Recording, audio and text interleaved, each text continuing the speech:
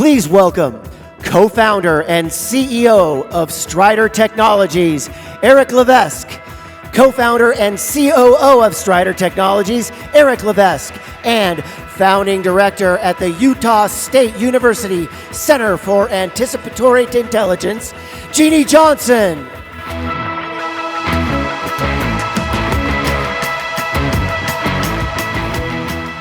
I always love twin intros. It's the best. It's really great to be here. Oh, I need to turn on my mic, it looks like. You're going to have to take the lead while I'm turning on my mic. All right. Yeah, you're good. Am I good? All right. It's really great to be here. Thank you for welcoming us. I'm Jeannie Johnson, and we're here to talk about Strider Technologies and get to know these two better and their story. And so the first question I wanted to open with, it's always especially exciting to have such a wildly successful enterprise be Utah born and Utah flourishing. And so I wonder if you could just start us out with a little bit of the foundation story of Strider Technologies. Yeah, look, Eric and I have always wanted to work together just as identical twins, but Utah is where we came to school.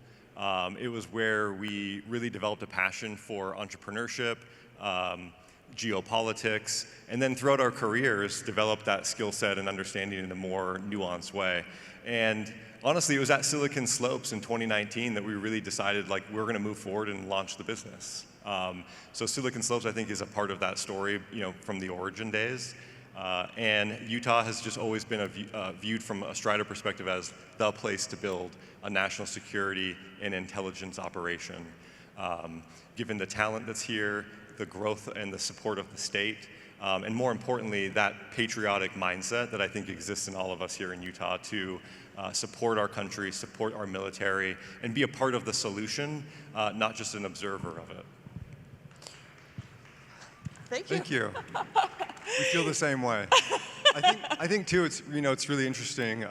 Jeannie was actually one of our professors, and helped us develop a deep passion for national security, international relations, and as Greg mentioned, these are things that you try to weave together through your career and through your life of matching career opportunities with your interests and your passion. And I think fundamentally we're at a stage where technology is at a scale, and the volume of problems society is dealing with are also so huge that it's time to be creative. It's time to kind of pull together multidisciplinary interests and skills. And I think for those in the room who are thinking about that for themselves and what that looks like with their passions, now is an incredible time to do it. I see a lot of entrepreneurs pursuing those different avenues with great success and great benefit too to society. Well, you two have done a remarkable job of breaking ground in the field of privatized strategic intelligence. So maybe talk this group through the state-sponsored risk that Strider Technologies specializes in and the kind of value added that it delivers to industry. Look, in the United States, and I'll just focus on that, we all know we have an amazing intelligence community, from the NSA to the CIA, even DoD, right? But that is all oriented towards protecting and supporting the government. But the real engine of our society and in our country is industry. We now have 6 companies in the United States with a market cap of $1 trillion or greater. NVIDIA's market cap is larger than the entire economy of the United Kingdom, and they have no access to the intelligence community, to the intelligence required to operate their business and navigate on a geopolitical stage. So fundamentally, that was something we saw when I was living and working in DC with the government. We had the intelligence, we had the information of what adversaries like China, Russia, and Iran were doing, how they were targeting our companies and our supply chains, but legally, they could not support industry. And that was for us this realization that, look, in today's geopolitical battle, companies are the target. That's where the talent exists, that's where the IP is being created, that's who owns and manages global supply chains and networks. They need these capabilities. And so Eric and I came together and basically viewed it as open source intelligence and data combined with AI is going to be a force multiplier. And it's going to allow us to develop really new, unique intelligence capabilities that can then get integrated into corporate systems to better inform their operations within this new geopolitical environment that we're in. And I think that also then creates another opportunity, which is now you are engaging arguably the most important segment of our society in the fight, in that national security arena, and linking it together. And that's really, like, when you think about it from a grand perspective, that's the objective set. That's what we've been building and moving towards for the last 6 years. Yeah. And it's filling a critical gap. Any of you who are involved in the national security studies realm know that the border on where security studies starts has really changed in the last 20 years, but maybe most acutely in the last 10. And so federal institutions are simply not able, not by virtue of workforce or resources, to address all of the really serious national security concerns, including intellectual property theft and the targeting of our corporations that is now part of our daily lives. And so corporations and industries like Strider, that is a leader in their field, stepping into that gap is absolutely essential. We're so lucky to have them in Utah, and that brings me to my next question. Why Utah? You could have been anywhere. There are industries who are eager for your output and to become your clients, not just all across the United States, but all across the world. So how did we get so lucky that you chose to land in Utah? I think actually the way I would put it is culture. This is a startup. I don't think we could have done it in San Francisco. I don't think we could have done it in New York. It really did require a certain mindset. And Greg kind of hit on this at the beginning here. When you combine the patriotic culture of the state with the speed and agility that we have as well, plus also just the talent base here is incredible. One of the most bilingual states in the country, if not the most bilingual state in the country. International mindset, but still like in the mountains and eager to grow and build. And I think when you combine all of that, it makes it a really rich spot for us to culturally build and then also just scale the business. We're now in, we started, as Greg mentioned, in 2019. We're now in 11 countries, headquartered here in Utah. We've got an office in DC, London, Tokyo, and Santiago, Chile. And so this is really for us a view that this intelligence capability is being required in an all-of-society approach. That's the situation that we're in now globally, where academic institutions and research institutions getting federal funding, corporations that have global supply chains and are investing billions into emerging critical technologies, and governments are all really, really aware of the rapid change going on that's being driven by geopolitics, but is creating risks that we talked about: IP theft, supply chain vulnerabilities, talent risk, insider threats, but also massive amounts of new opportunity as markets are changing and the geopolitical environment's creating fractures that are actually opening up, I think, some really interesting long-term opportunities for companies to kind of dig into, which is us, right? Like, I really view Strider as fundamentally a paradigm shift in how we think about the role of the private sector in the intelligence community. And I can point to a lot of other similar frameworks within other industries that are kind of a crossover between gov and industry. Yeah. So it's an exciting time, and I think like Utah has that great mix to be able to do it, and we've loved building here. But let me also throw out a couple of just anecdotes. Look, we all know the NSA has some wonderful facilities here and are expanding that. Hill Air Force Base was one of 4 bases within the Air Force to be selected as a U.S. innovation hub.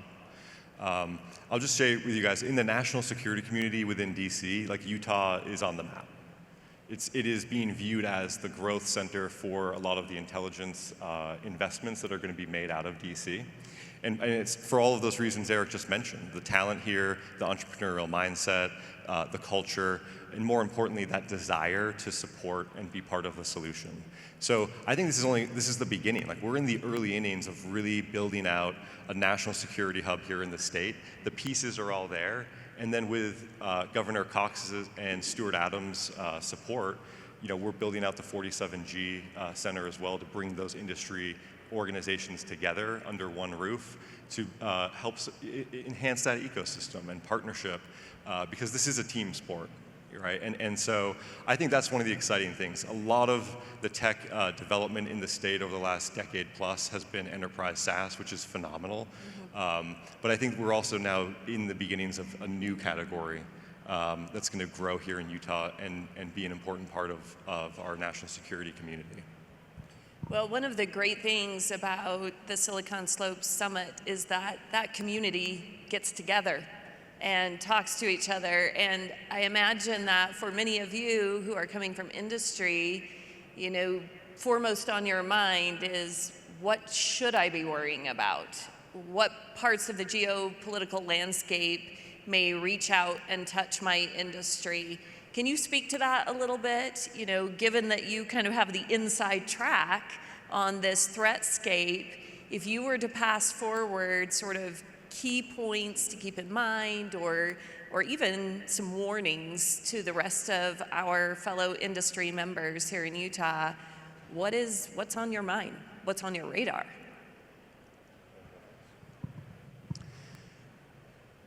The scope and scale of the problem, I think, is really humbling.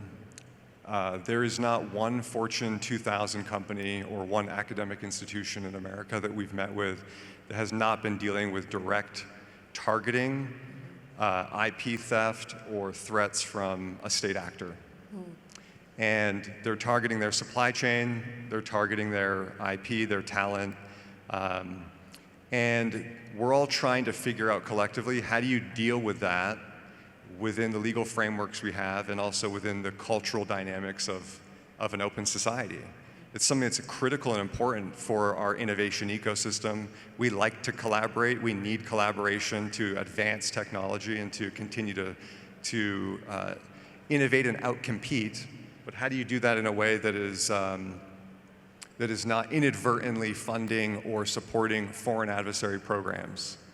That's where we're spending a lot of our time on, of what are the tactical approaches that can be done, and how is open source data, how is AI, how is strategic intelligence applied to this problem set at scale globally.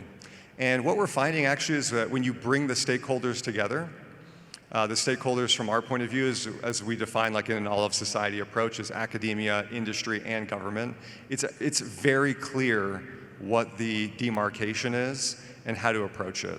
And what you have to do is understand the intent, the tactics, and the actual operational frameworks of how these nations target.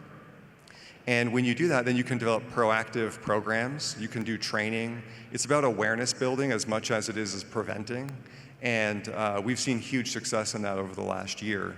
And because we fundamentally believe industry is the front line of the geopolitical battle. The race is for critically emerging technology, and it's actually, in many, many contexts, zero-sum.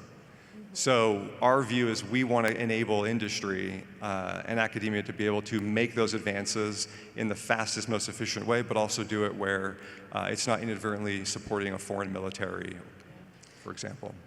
Yeah, I mean, maybe I can bring some of this to life.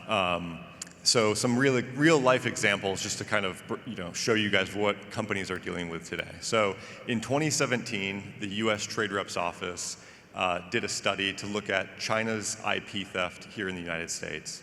They estimated that on an annualized basis, that equates to about $250 to $600 billion worth of IP per year.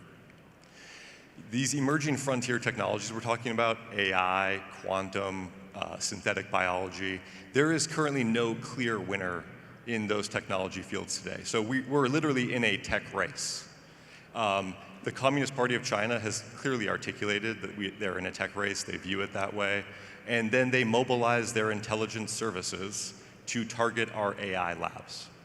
So some of this was, maybe you heard Mark Andreessen at Andreessen Horowitz talking about this on different podcasts and conversations with the White House about the problem. But that's a very real problem. And so you're seeing in the news engineers at some of these AI labs actually being arrested by the FBI because while they all are AI engineers, they're also working on behalf of a foreign intelligence service to acquire that information, steal the code, and then give their Chinese company an advantage. That's happening on a daily basis. I can tell you another incident where there was a quantum company.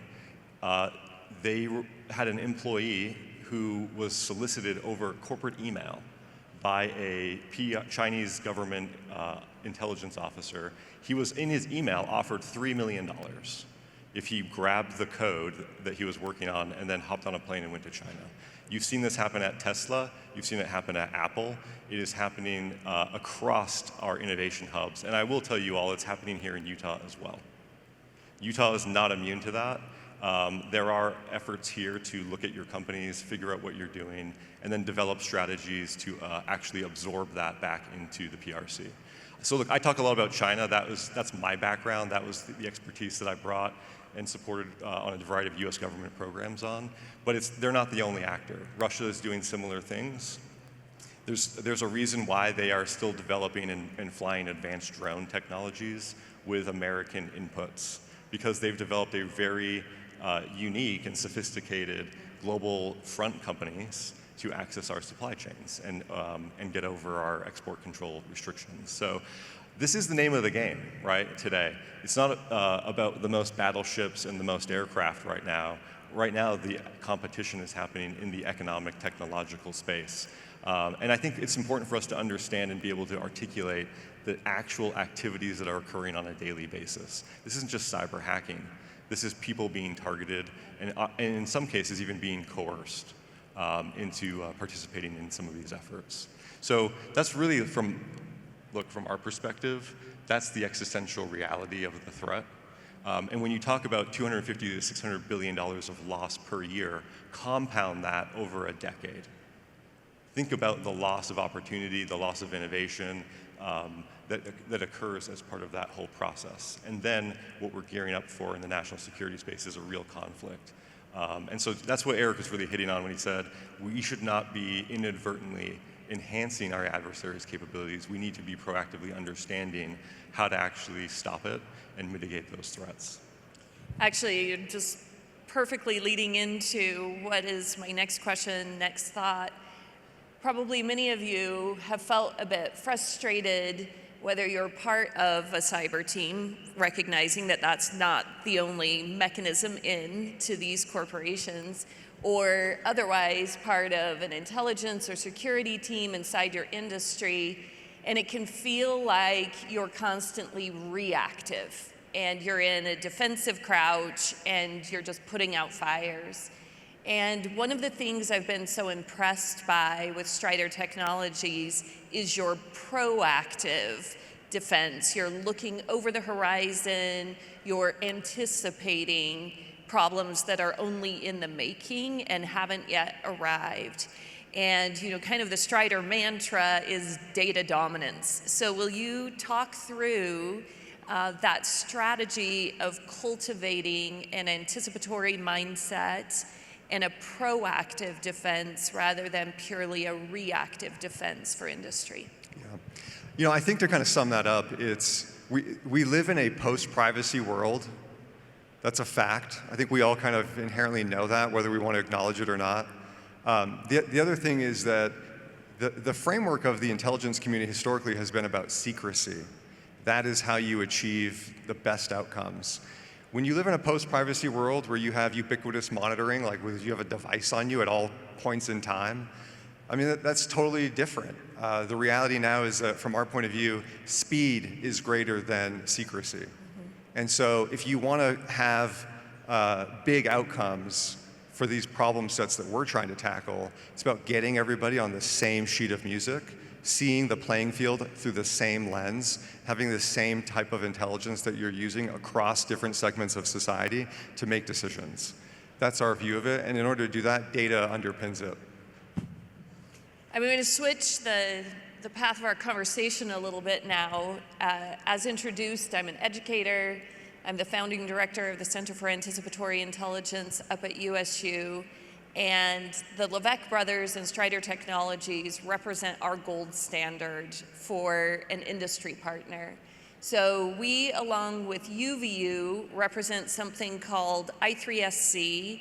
This is the Intermountain Intelligence and Industry Security Consortium.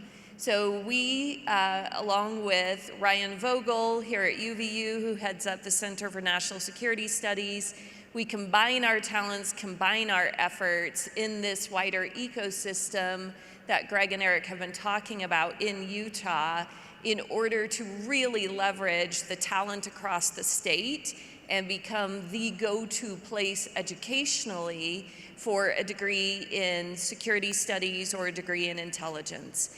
And the Levesque brothers through Strider Technologies haven't just offered internships and employment to our students, advice about workforce development, guest speaking at both of our schools with consistency.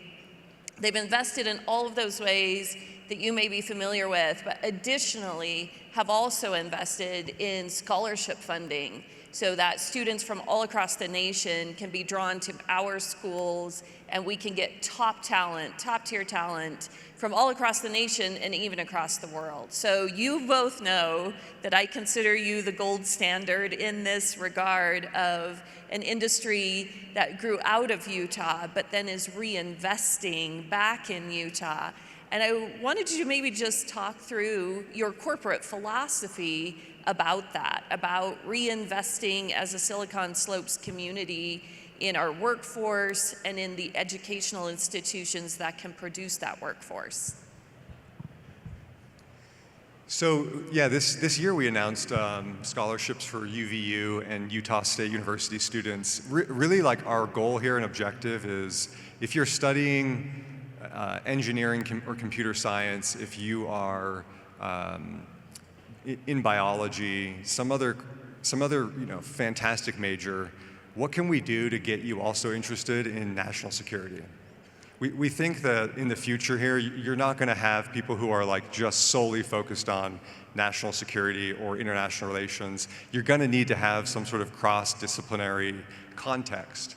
And the amazing thing is that Jeannie, saw that years ago. The folks here at UVU saw that years ago and established the programs to be able to do it. Our view is, let's keep investing in a good thing and support these programs because I think it's going to benefit the entire industry, the whole state, and the ecosystem that we're all collectively trying to build here. So keep an eye out for that. It's called the Strider Fellows Program. It's going to go live this fall at USU and UVU. And if you are, like I said, if you're studying engineering especially, or data science, and you want to tack on national security, this is a great program to do it. And I would love some, yeah, thank you. Yes, please. It was a big deal. It's a big deal to us, and we're very, very excited about it. And so I would love some advice to my fellow educators. What could we be doing better to prepare students for the industry where you're leading out? Where do you see gaps maybe in the education that we're providing and that are absolutely fillable, but maybe we're not addressing it the way we could be? Look, I think something that has inspired me and Eric a little bit, and I'll share it with all of you. We read probably way too many World War II books growing up and going to college, but in a lot of those stories, you read about entrepreneurs, Wall Street financiers who, joined the cause. They went into DOD, they joined the military, they went and worked for the government. They became part of this whole new apparatus. Now that was a point in time, right? That was an existential time in the world, not just in America. But that also then persisted during the Cold War as well. I think we've lost that as a society. I'm just gonna say it. I think that is a missing link in society today, that crossover between national security and defense mindset and the highest levels of industry from an executive perspective. So I don't remember the exact number off the top of my head, but I think even in like 1980, it was something like 75% of Fortune 500 CEOs had served in the military. So they had that historical, they had that understanding, they had that perspective, and it informed some of their business activities. And you can see that in the last 20 years, like that has not been the case. And I think it's like 5% now. yeah, I think it's something Really? like 5%. And so I think that's really what we're trying to like reinvigorate is this concept that those are not exclusive domains of pursuit in your life. They don't have to be. Yeah. They can actually be combined. You can have a national security and a patriotic mindset in operating your business. I do every single day. I mean, that is the whole origin story of Strider. It was not to start a company and raise a bunch of money and have an exit. It was, I think, through a venture capital model and a startup model, we could actually revolutionize the intelligence community and approach that they take to this problem set. That was like what inspired us to go do this, and then that was the model that we applied to it.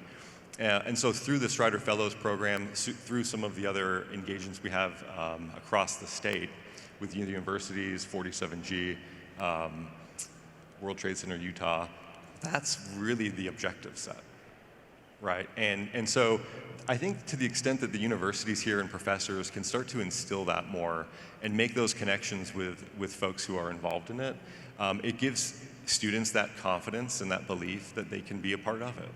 And they can see themselves in that mix. And so that's what we're trying to do, to be very blunt with everybody. We're trying to showcase that there's a need for you to get involved and to roll up your sleeves and get creative, because open source data is growing at a rapid clip. Artificial intelligence is here to stay.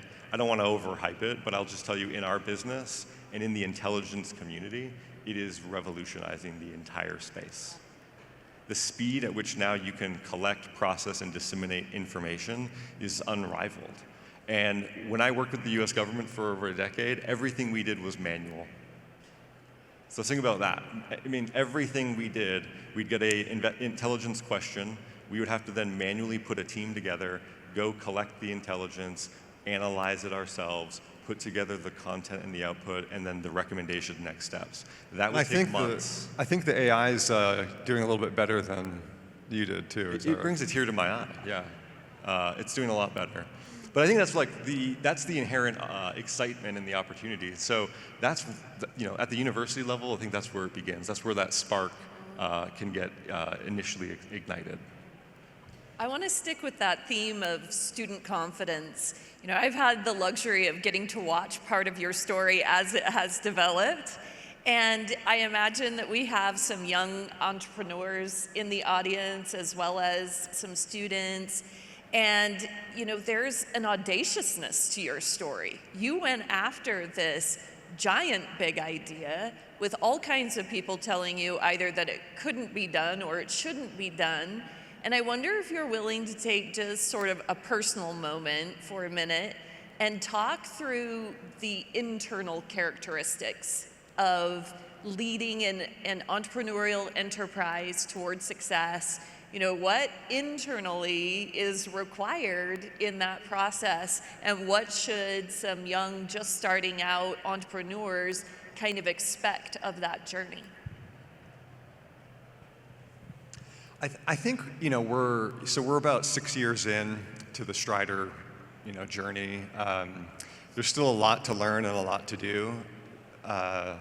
When we started it, we did have a big goal in mind, and there was some audaciousness to it, but there was also, of course, as required for all good entrepreneurial endeavors, some naivete. Of like, what would it really take? What would it really evolve into?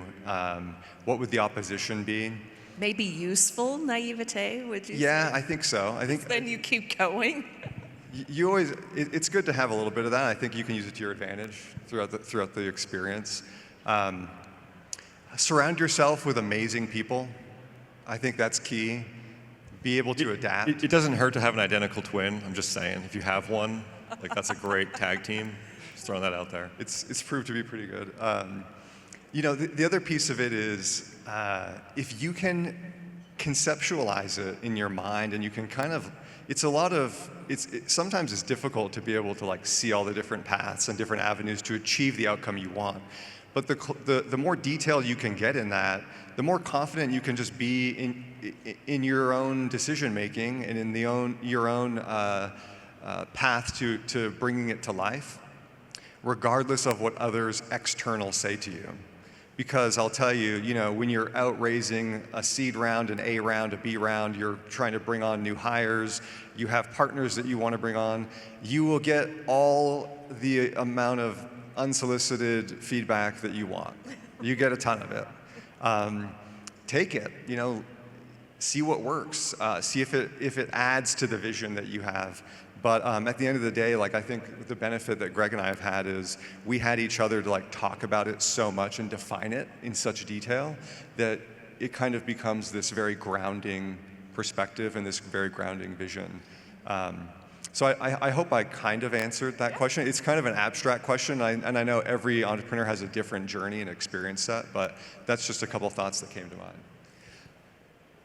Look, anytime you're starting something that's net new, and Strider, look, this isn't like another cybersecurity company, or we've improved a widget 10x and it's 3 times cheaper, and we're now trying to displace an incumbent in the market. This was something that was a totally new idea, and it was not easy to raise money on that idea. And I'll be candid, for our Series A round, we pitched over 65 VCs all over the country. One said yes, and that's all you need. So you got to, from what I've had to learn is this realization that you have to get through the no phase. Yeah. You have to get. I just want to add a little context. I don't think even our Series A lead knows this. 64 said no, and then the 65th one said yes, and that was it. And then we actually moved forward with the round, and it was done. Yeah. Literally, that's how. We would have had to start the whole thing all over again, and I don't think we even told them that. Yeah.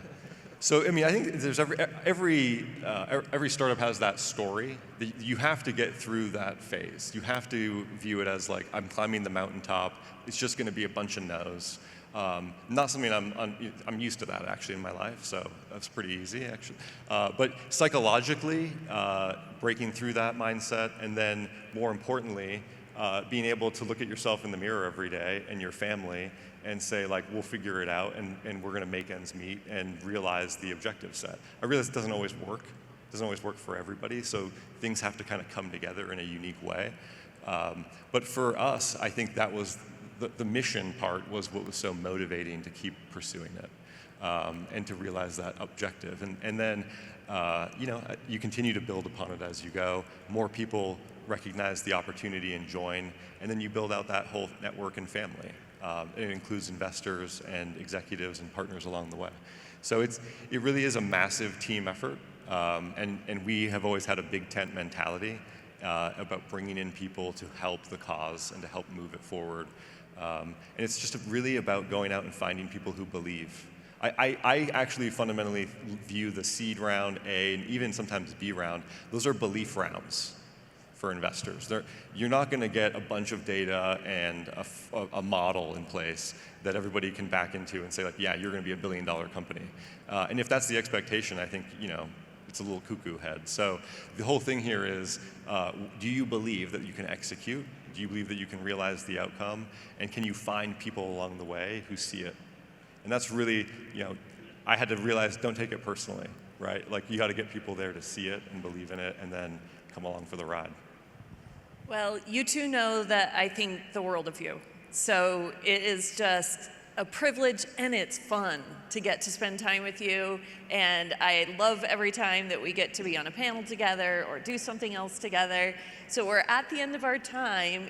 Any summary comments to our Utah audience? What would you like to leave them with? I love what Silicon Slopes is becoming. It's about building. Let's keep building. I think, as Greg mentioned, the national security ecosystem here within the tech environment in Utah is rich. It's going to keep growing. We're thrilled to be part of it. We're thrilled to be growing here. And thanks for the opportunity to tell our story a little bit. Absolutely. Thanks, everyone. Thank you.